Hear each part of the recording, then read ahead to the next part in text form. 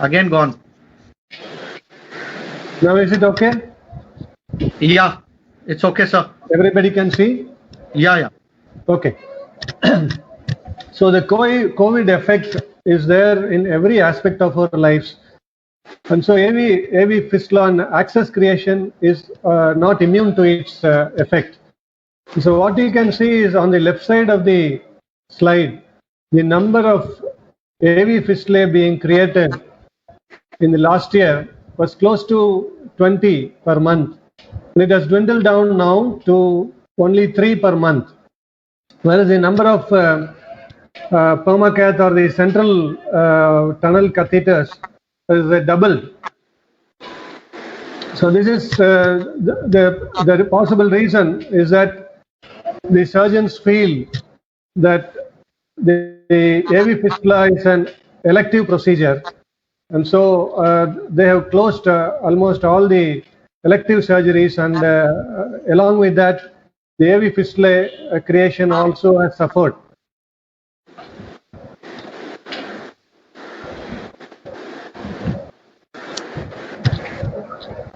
Still, there is a lot of background disturbance. Somebody has to do something about it.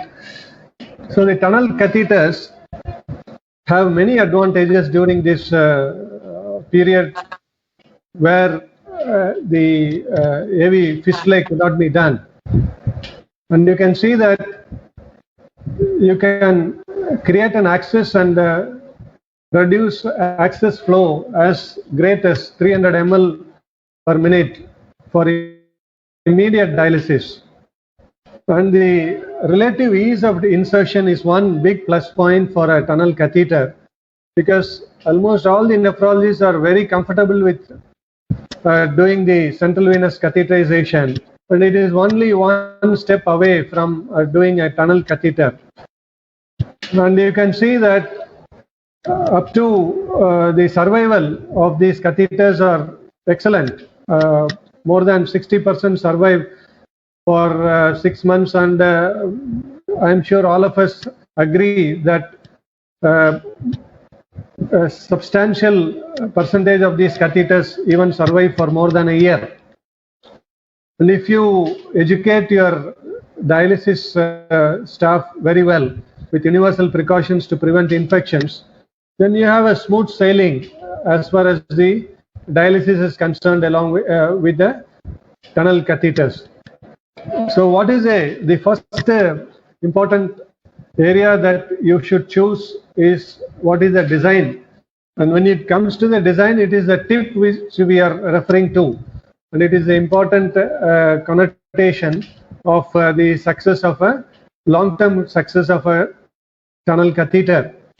We have been very comfortable using step tip catheters for many decades, and now that this is being appended by the split tip and the symmetric tip, do we still have a role for the step tip in our day-to-day practice? I feel personally that step tip tunnel catheters are better for left-sided internal jugular vein catheterizations because we have had a couple of problems in inserting the split tip catheters in a few of our patients. I am not saying that everybody, but a few of our patients with a split tip because of the convoluted innominate vein anatomy, we have had a few problems of the split tip.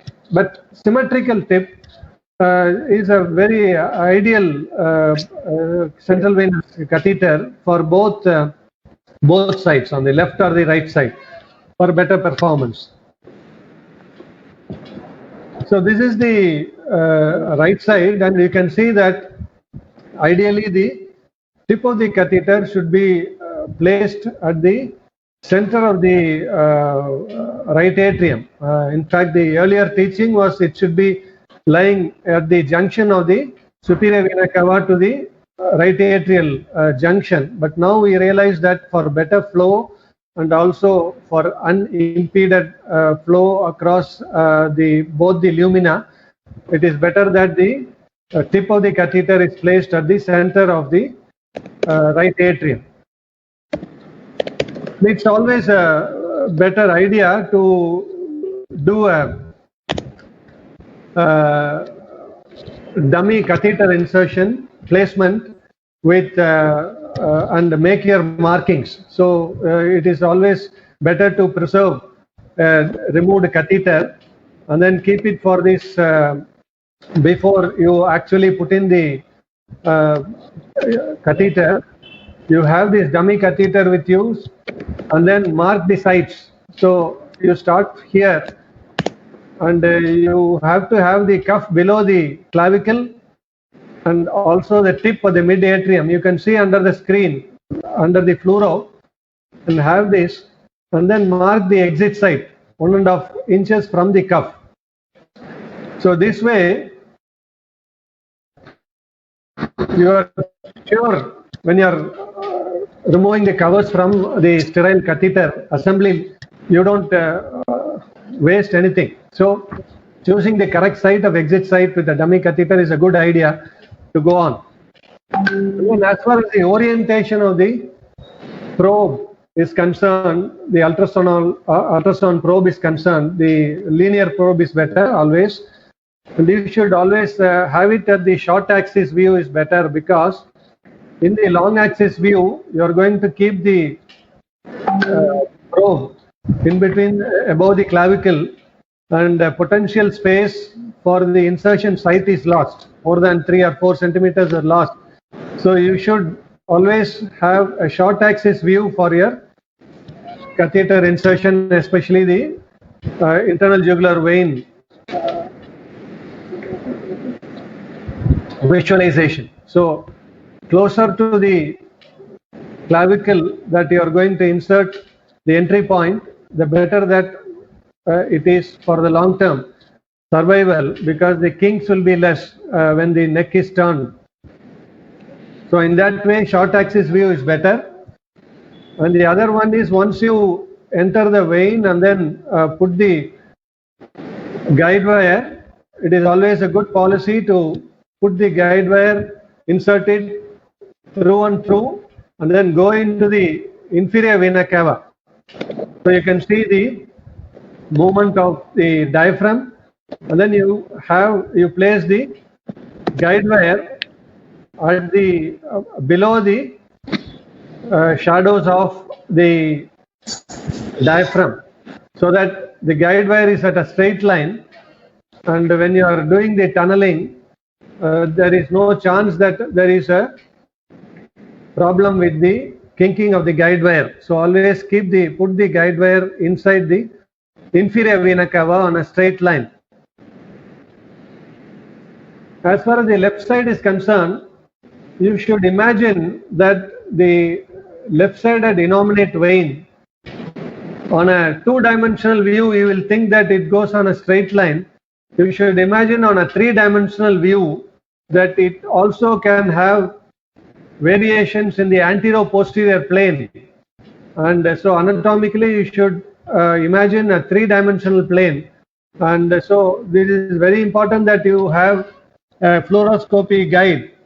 I know that many centers don't use fluoroscopy for right-sided catheter insertions, but as far as the left-sided catheter insertions, I would urge you not to venture without fluoroscopy guidance. You may get away on the right side, but on the left side, it is ideal that you have a fluoro guidance. You can see how convoluted the guide wire is when you are putting it on the left side.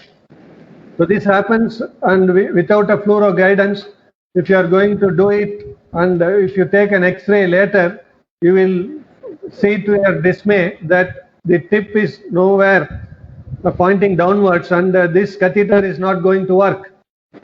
So you will have to see that you put in a guide wire and then slightly retrace the catheter, and then have the catheter downward facing. And the other important thing is that if you are going to put the right-sided catheter on the left side, then again you have a problem, because the left side has a longer coarse, and so you need to choose a left-sided, a longer catheter for the left side. After the a check X-ray is very important at the end of the catheter insertion. If the check X-ray shows that the catheter tip is deviated, again you have a problem. So this was a catheter which was going into the posterior mediastinum.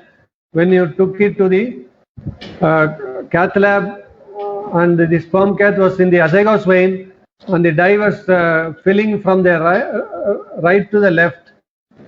So we had to withdraw the catheter and have the guide wire advanced directly into the IVC, and then catheter had to be put in again. So this can be avoided if you do it with a fluoro guidance. So this is another internal jugular non-tunnel catheter on a patient where it just went in and then sat like this, sat across the mediastinum like this. Then we realized that this patient has, we put in a dye, and we realized that the superior vena cava was atretic, and the whole dye was passing through persistent left superior vena cava, and it was going into the coronary sinus. So CT venogram confirmed the persistent left superior vena cava, which is the only vein which is available. But the problem is this patient couldn't do with a CAPD because she had earlier multiple laparotomies, she had abdominal wall hernia, and she also had amputation done on her legs. So the only way out was a left-sided tunnel CVC. So we did poster for a left-sided catheter insertion, and you can see that on the left side the guide wire is going straight. So it means that this is a altered anatomy, and so this is no way that it will be having it in a normal individual. So this is an altered anatomical position of a persistent left superior vena cava, and so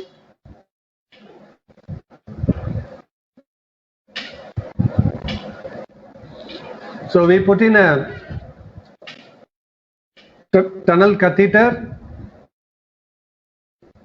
on the left superior vena cava, and it is functioning now very well for the past 8 months.